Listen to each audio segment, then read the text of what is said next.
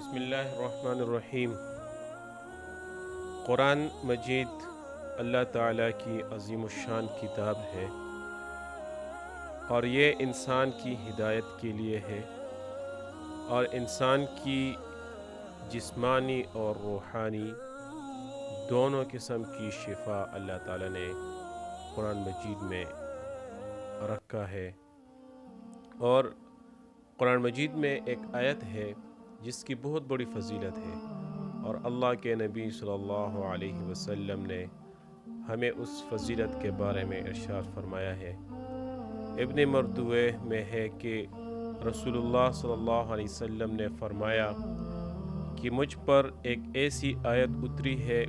کہ کسی نبی پر سوائے حضرت سلیمان علیہ السلام کے ایسی آیت نہیں اتری۔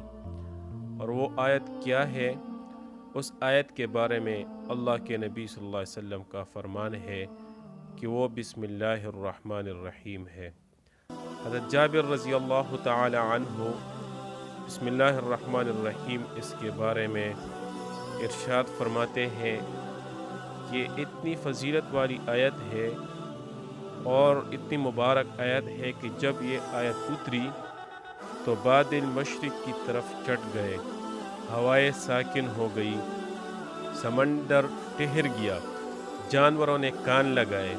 شیاطین پر آسمان سے شعلے گرے اور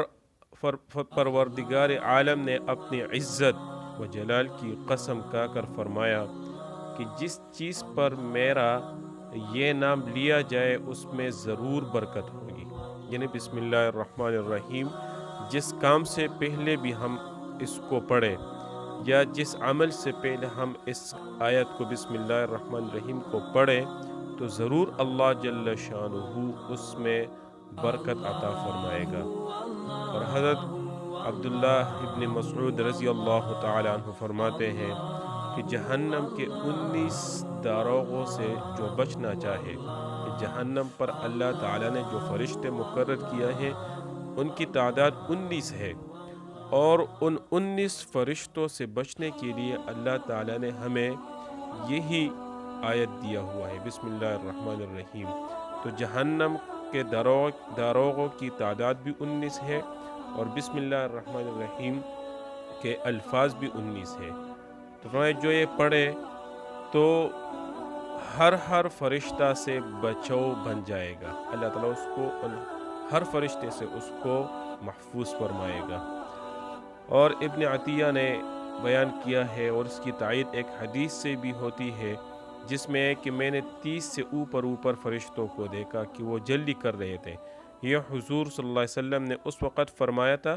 جب ایک شخص نے ربنا ولک الحمد حمدن کثیرن طیبا مبارکن فیہ پڑھا تھا، اس میں بھی 30 سے اوپر حروف ہے،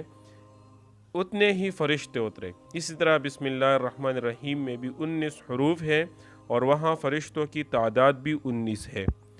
مسند احمد میں ہے اللہ کے نبی صلی اللہ علیہ وسلم کی سواری پر آپ کے پیچھے جو صحابی سوار تھے ان کا بیان ہے کہ حضور اکرم صلی اللہ علیہ وسلم کی اونٹنی پسلی تو میں نے کہا کہ شیطان کا ستیاناس ہو، تو اللہ کے نبی صلی اللہ علیہ وسلم نے فرمایا اس طرح نہ کہو، اس سے شیطان پھولتا ہے اور خیال کرتا ہے کہ گویا میں نے اپنی قوت سے گرایا۔ ہاں، بسم اللہ کہنے سے وہ مکی کی طرح ذلیل و پست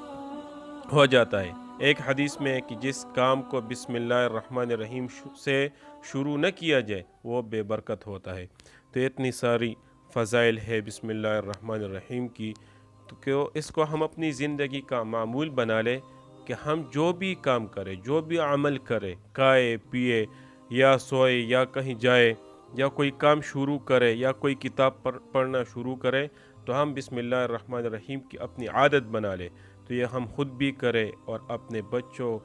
کی بھی اس طرح ہم ان کی عادت بنائیں کہ ہر کام سے پہلے وہ بسم اللہ الرحمن الرحیم پڑھے، تو یہ دنیا کے اندر بھی خیر و برکت ہے اور آخرت میں بھی